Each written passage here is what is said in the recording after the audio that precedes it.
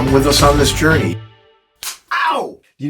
I had really good intentions of doing this for our last short film, every scene, so it would help me with syncing up audio. Didn't use it once. There's another thing that happens. Welcome to episode 3 of Midwest Reel. I'm Jim. This is Robert, and we are continuing our discussion of short films. What are we gonna talk about today, Robert? Reading something that nobody will get, but Wait, I don't even know if I got it. What was that? you won't get it. Oh, okay. Something on Instagram. Oh, okay. Look it up. All right, I was about to go, wait a minute. Was that me? Was I doing something frenetic over there? No. Okay. So I want to talk today about the writing process and how doing short films is different than doing feature films.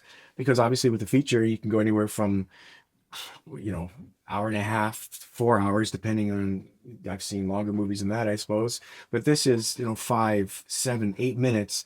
True, Space Between was about 30 minutes. I want to talk about how to make the writing short and sharp for short films, because it's a different process than doing a feature-length film. And in some ways, it's more challenging because you have a limited amount of time to tell a story.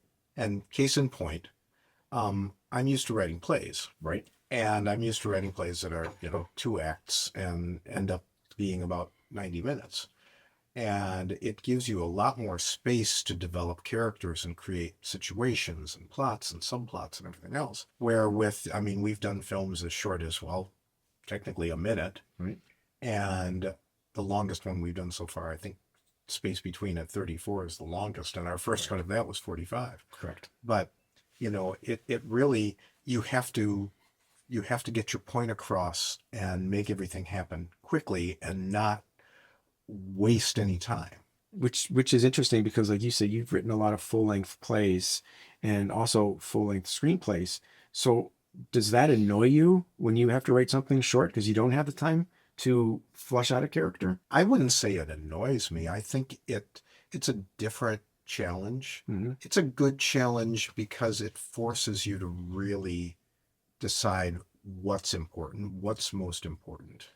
It was really, really, well, taking the When I Go example. I was going to bring that up too.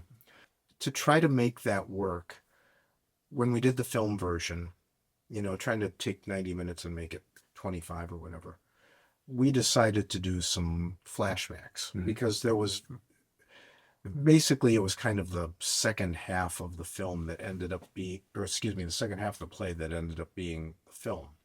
And so there was a lot of exposition and things that, from the play that we couldn't include in this. So we used a couple of flashbacks to try to get that information across. And it's a much different animal. But again, we, like I was the primary writer on that one specifically.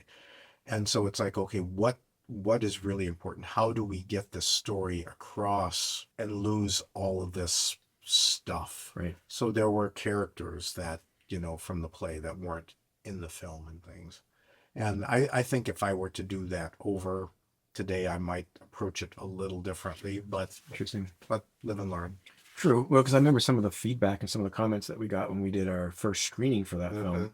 Some people didn't understand the relationship between the brother and the sister. They didn't know it was brother and sister, which I felt we made that clear. Do you think that is something that you'd handle differently? I think so. And one of the things that I thought about later, when I first originally wrote that play, it wasn't an older brother and a younger sister. It was a father and daughter. And I ended up changing it for the play based on the actors that were available. I mean, we had a really, really good male actor, Chris Ogden, who was available for this play. And we really didn't have a good male actor that was old enough to play the father convincingly.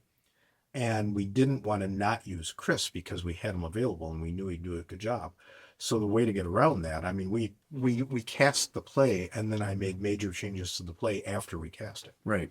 And decided, well, let's make it an older brother and a younger sister, so that we made it work. And honestly, I think it worked better on stage.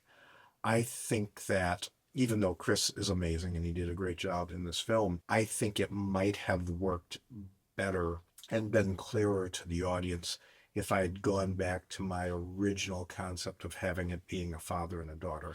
Because with the age difference and everything else, and her calling him dad or daddy or whatever, Right.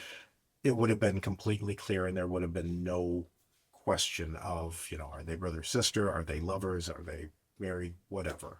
So I that's one thing I think I would have done differently, even though it would have meant we would have lost Chris in the role, and Chris is fantastic.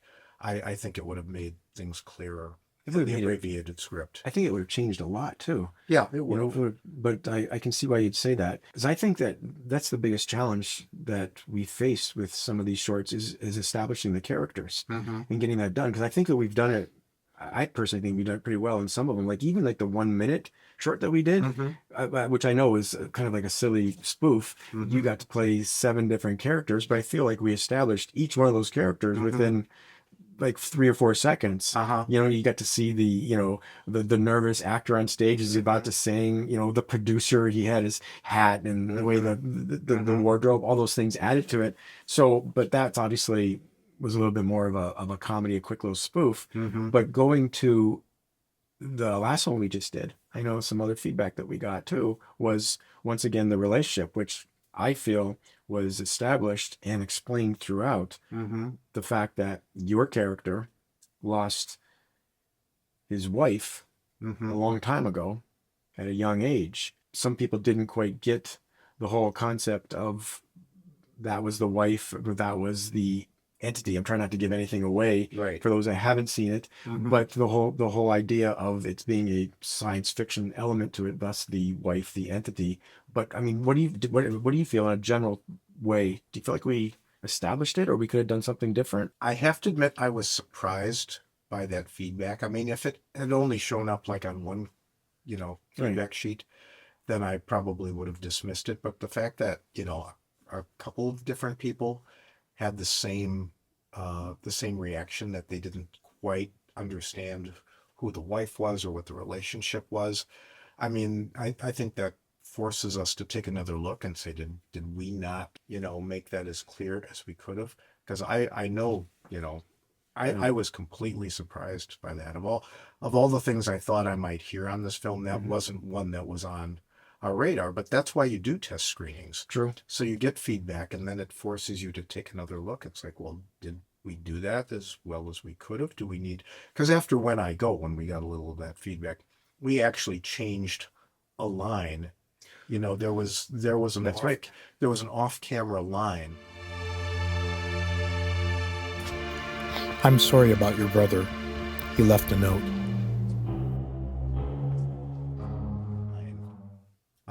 That we changed to try to make it clearer, Right. which I think helped. Right. Also, I think it depends too on the audience, because some of the feedback that we got from a younger audience member, a couple of younger audience members, totally got it. Yeah. And some of the older audience members. So was it an age thing that they didn't quite get the relationship, or was it our audio issue? I don't know. It wasn't heard. I'm trying to figure out how we could have made that clear. It might have been. I mean, not knowing who wrote what in the feedback, Mm-hmm. and just, from what people, actually told us. Right.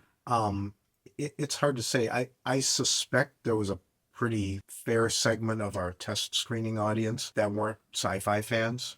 Agreed. And so I think, that was a factor. You had people that were pretty confused by the whole concept. To people, we had one young person say to me, that was pretty freaking badass. It's like, well, I'd like to hang my hat on that one, So. Right. And you're absolutely right. If they're not a fan of sci-fi, they don't get it. I was actually just talking to somebody just the other day who was still asking me some questions about it, which I thought was nice because it's making people talk. And they were kind of going, so it was a time travel thing.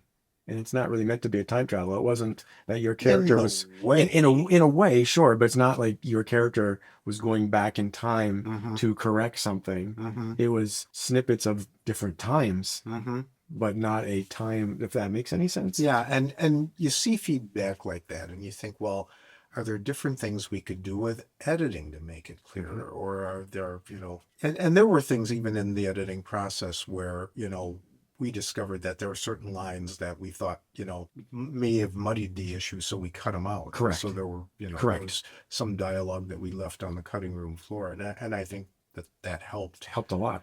But But yeah, it forces you. I mean, that's why you do test screenings. And like you say, it forces you because we are going to make a couple different edits and some slight changes to tighten up certain aspects where it kind of like cuts the fat but keeps the creativity, because there's a couple different scenes where it keeps going back to something, and okay, I wanted to hammer home that this has been repetitive and going on and on, but at the same time, an audience member doesn't want to see something over and over, so a couple of those could be cut. I mean, you don't want to get into this, an analysis paralysis. At some point, you just have to say it's done. Correct. And be done with it. But there are a million stories in Hollywood of, screenings that, they got feedback and it's like, oh yeah, this isn't working. We need to cut this scene, or we need to do this, or we need to do that. Yep. Little Shop of Horrors was one where they completely redid the ending of the film. Because if you've ever seen Little Shop of Horrors on stage, I mean, it's not a happy ending at all. No. And so when they did the movie, they used the stage ending, and they got really, really negative feedback about the ending when they did test screenings. So they went back and changed it Made it a happy ending. Well, that pretty much wraps it up for this one. But what I'd like to talk about next, a little sneak peek, is how do we find our actors? Now, Actors who are willing to work for free. Come